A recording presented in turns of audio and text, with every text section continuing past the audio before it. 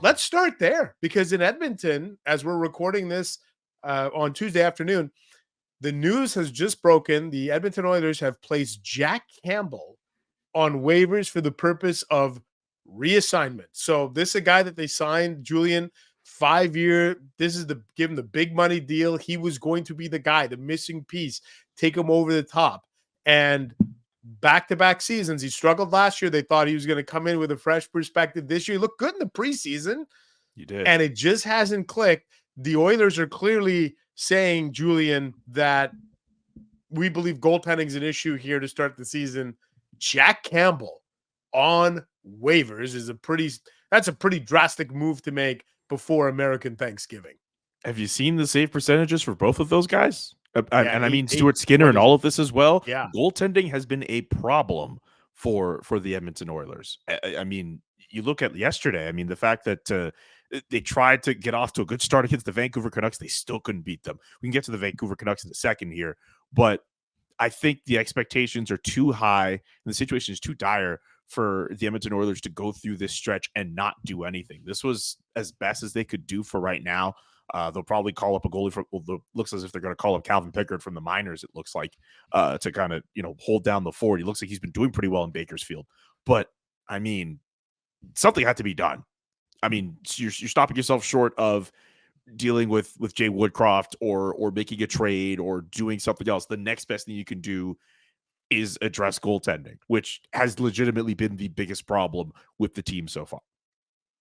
I mean, but like McDavid, 10 points in 9 games. And I understand that we're probably used to superhuman. Like at this point, he's got 20 points or whatever. So I understand that the bar is higher for him. But even with that bar being ridiculously high, like he's been pretty average to start the season. Yes. Draisaitl's been okay, but like Evander Kane has struggled. I know Darnell Nurse has taken a lot of heat there. Like, look, the easy move, I agree with you. I'm not disagreeing with you. The easy move is to banish Jack Campbell and, again, 5-year, $25 million deal. I get it. But that's not going to suddenly snap Evander Kane into place, and Darnell Nurse is going to play better. And like there's a lot of problems in Edmonton. And you and I talked about this with Laz on Monday.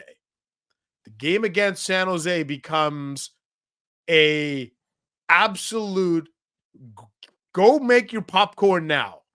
Make a tub of it and sit there and watch this play out, because it has the potential to be a game of the age. Like they have to win this game. I can't believe I'm saying this. You have to win this game on Thursday.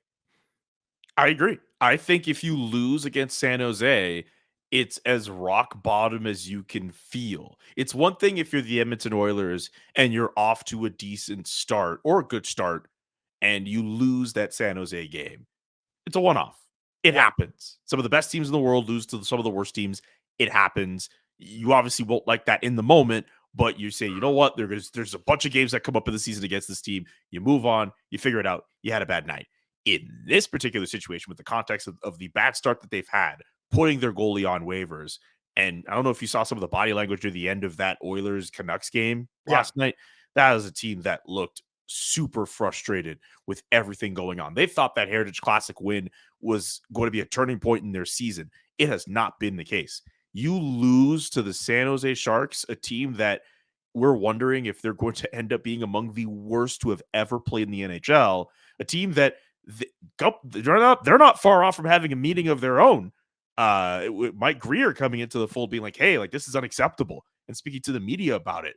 Let's not forget this with the San Jose Sharks as well. They're not as talented as the Edmonton Oilers are on paper, but there's some pride to be fought for them too. They're not happy about the fact that they're getting their asses kicked.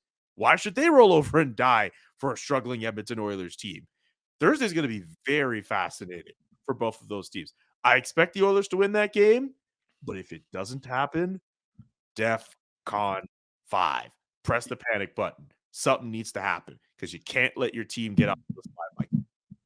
No, you can't. And can't you see this being like a Mackenzie Blackwood 53 save game incoming, and San Jose wins like 3-2 in overtime, and they get outshot 54-16. And like you can see it because that's exactly kind of what's happened to Edmonton here. It's not like they're being completely dummied in every game, right? Like even the Vancouver game, they had the advantage in shots and some of these, like, I get it. But at some point you got to just turn that into wins. And McDavid, like I said, we're not conditioned to seeing Connor McDavid 60th in league scoring. We're not. He's not at And it's early. 100%. I'm not No. convinced he is. No, Like, this is a guy who he wasn't supposed to play that outdoor game, right? Like, no, he was still recuperating from whatever injury that he had. Yeah. So I'm not convinced that. I mean, I could be wrong. Daniel Nugent-Boba could tell us if we're wrong. I'm not convinced Connor McDavid is at 100%.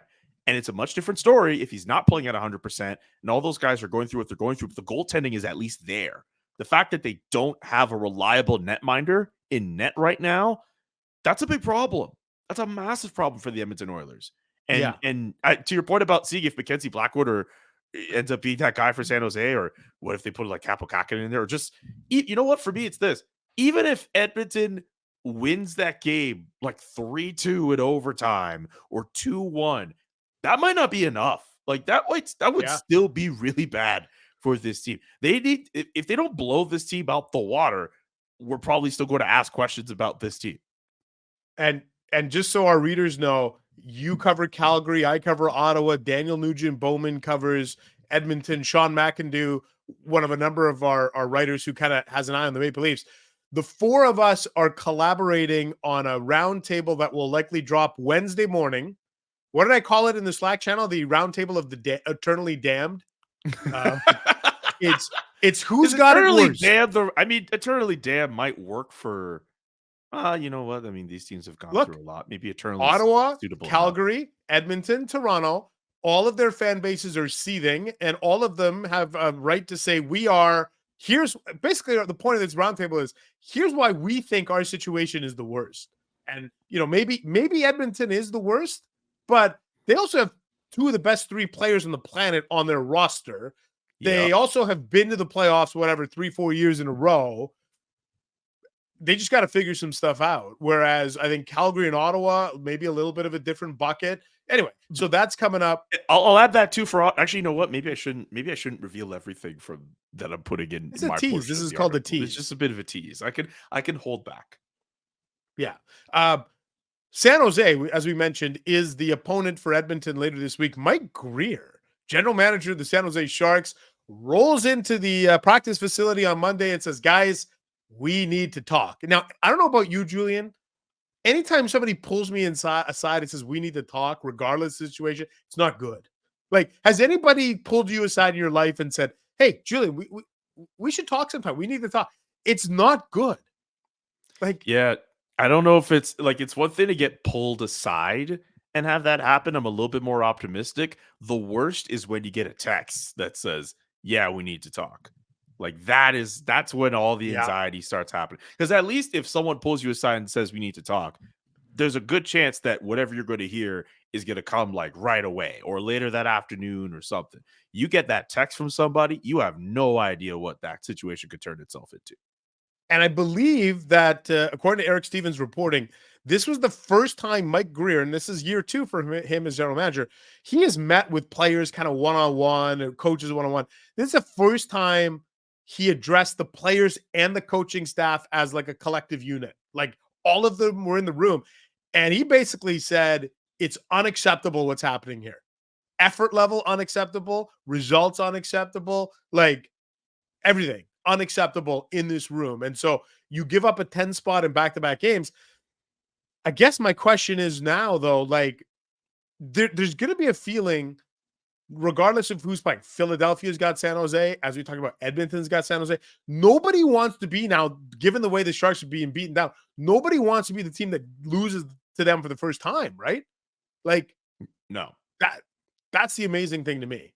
Yeah, no, you obviously don't want that considering the streak of futility that they're on. But my question is this. I mean, I can understand that Mike Grier wants more out of his players, and it's embarrassing to go through back-to-back games where you've allowed 10 goals at home, mind you. But I mean, look at the roster, right? Like Thomas Hertl's your best player. You have Anthony Duclair, but like the rest of the guys on this team, they're like, this is not a good roster. this is not that great of a team. And while I can understand you want better from your players, and you look at other rebuilding teams that have good young players around, and they're at least able to play some exciting hockey, even though they're not expected to go far, I'm just not sure what you expected from this team. I mean, while not many people expected this team to be this bad, a lot of people still expected them to be bad, right? Yeah. So I can understand. Fine, you don't want your team allowing back to having back-to-back 10-goal allowed games, but it's really hard to kind of step in there in that locker. I mean, I would think so from my vantage point. Like, what are you really going to do with this roster you have assembled in front of you? Like, play a little bit better? Like, at the end of the Yeah. day, at the end of the day, the 10 goal spots lead towards the ultimate prize, which is a guaranteed top 3 spot in the upcoming NHL entry draft, which is what the Sharks want anyway. Like, you don't want to prop them up too hard where they somehow end up on like a 3 or 4 game winning streak. Yeah. Guys, Can and you he's gonna imagine have that? another Can you team, imagine that?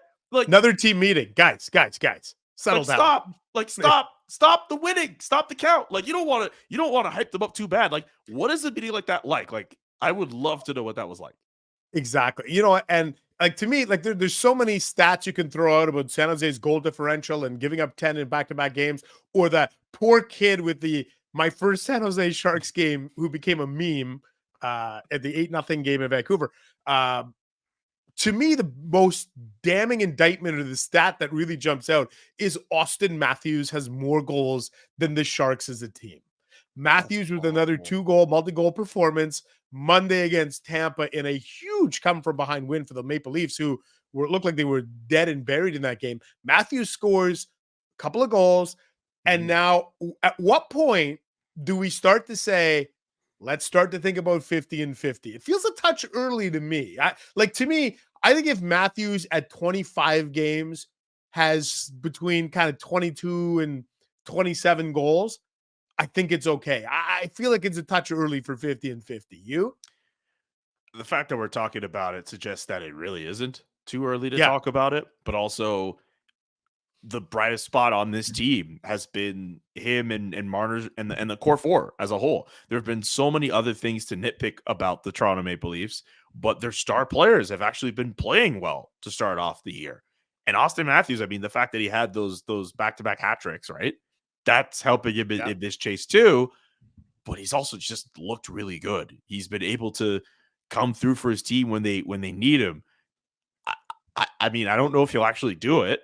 I mean, he could cool off, but I can understand why we're having this conversation. The fact that you've brought it up into the world suggests that it isn't too early to at least start thinking about it.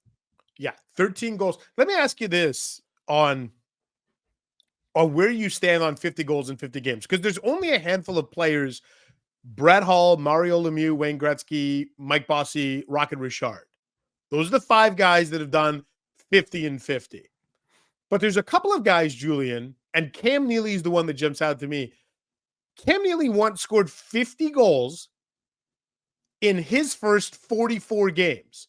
But problem was, he missed 20 some odd games due to injury. And so the league doesn't recognize that as 50 and 50, because you got to do it within your team's first 50 games. I ask you, should the NHL change that, or should we as a collective change that and say, you know what, if you score 50 goals within the first 50 games you played, that's good enough for us? Because we would open the door. I believe it's to Neely.